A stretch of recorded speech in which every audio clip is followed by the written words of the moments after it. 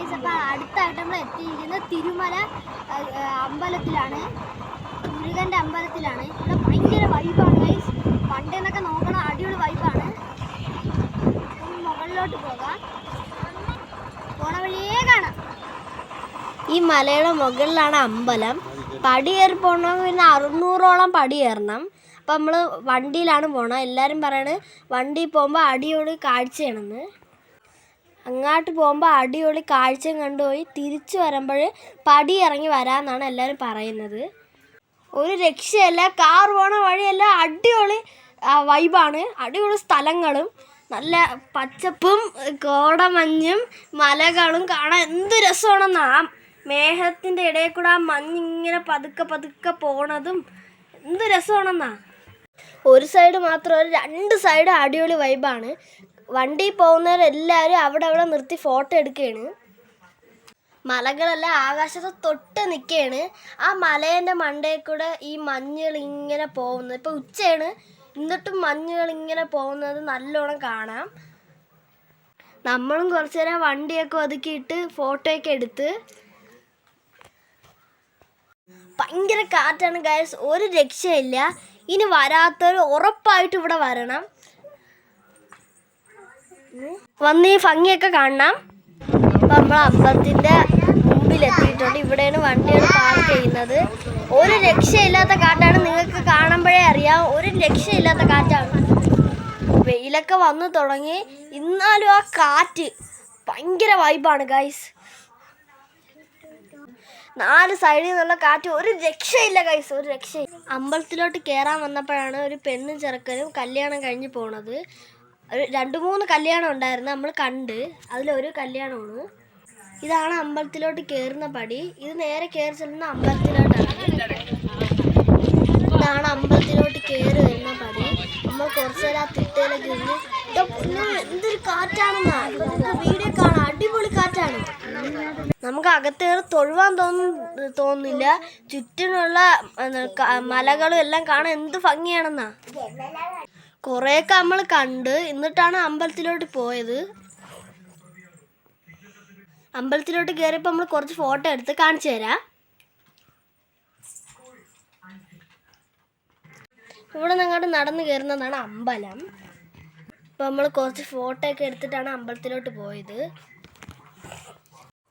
അപ്പോൾ നമുക്ക് നേരെ പോയി തിരുമല മുരുകനെ കണ്ടിട്ട് വരാം.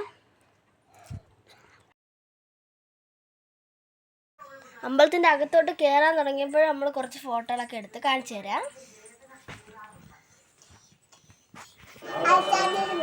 ഇതാണ് അമ്പലത്തിലെ അകത്തെ കാഴ്ച. മൊത്തം പാറക്കല്ലാണ്. പാറക്കല്ലിൽ കൊത്തിയ തൂണുകൾ രൂപങ്ങളൊക്കെയാണ്.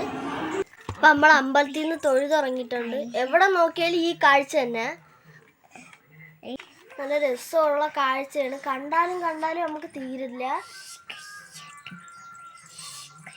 അപ്പം നമ്മൾ അവിടെ നിന്ന് താഴോട്ട് ഇറങ്ങി വരികയാണ്.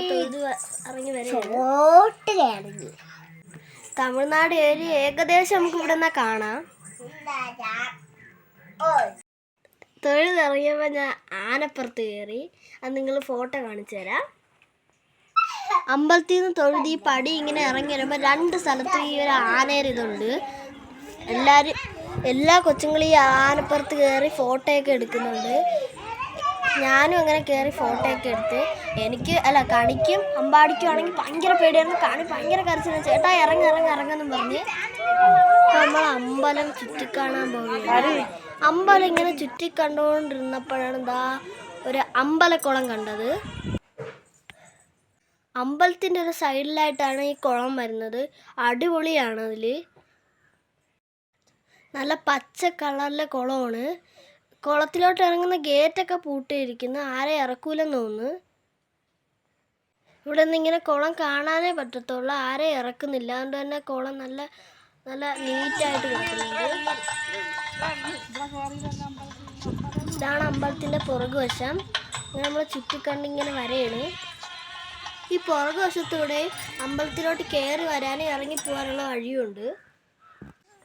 നമ്മൾ അമ്പലം ചുറ്റി കണ്ടിട്ട് നമ്മൾ താഴോട്ട് പോവാനുള്ള പരിപാടിയിലാണ്. നല്ല വെയിലാണ്, പക്ഷേ കാറ്റുള്ളതുകൊണ്ട് ആ വെയിലിൻ്റെ ചൂടൊന്നും നമുക്ക് അറിയാൻ പറ്റുന്നില്ല. നല്ല രസമാണ് നടക്കാൻ. കണിമോളൊക്കെ ഓടി നടക്കുകയാണ്. അമ്പലത്തിൻ്റെ ഫ്രണ്ടിലൊരു കടയുണ്ട്. ആ കടയിൽ നമ്മൾ ഇത്തിരി പായസം മേടിച്ച്. ഇതാണ് പായസം. 30 രൂപയ്ക്കാണ് ആ പായസം തരുന്നത്. പായസം മാത്രമല്ല, പുളിസാദും തൈര് സാദം എന്നും പറഞ്ഞ് തന്നു. നമുക്ക് ടേസ്റ്റ് ചെയ്യാൻ തന്നു. ഗൈസ് ഒട്ടും കൊള്ളത്തില്ല, അത് നമ്മൾ മേടിച്ചില്ല.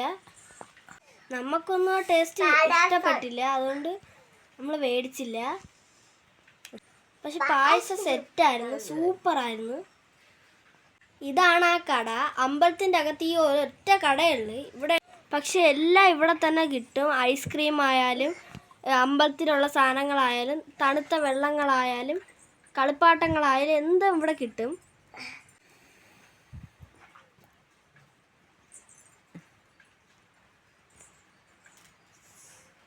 അപ്പം നമ്മളെ പായസം കിടുവായിരുന്നു, അടിപൊളിയായിരുന്നു. ഈ പായസം ഇങ്ങനെ കൊണ്ടു നടക്കണത് എന്തിനാണെന്ന് നിങ്ങൾ വിചാരിക്കും. പക്ഷേ മൂത്തച്ഛനും പിന്നെ നമ്മളെ വണ്ടി ഓടിക്കുന്ന കുട്ടപ്പ മാമനും കൊണ്ടുപോകാനാണ് ഇങ്ങനെ കയ്യിൽ കൊണ്ട് നടക്കുന്നത്. ഇപ്പം നമ്മൾ അമ്പലത്തിൽ നിന്ന് ഇങ്ങോട്ട് ഇറങ്ങുകയാണ്. അത്യാവശ്യം നല്ല തിരക്കുണ്ട്, ആളുകൾ വരെയും പോവുകയൊക്കെ ചെയ്യുന്നു.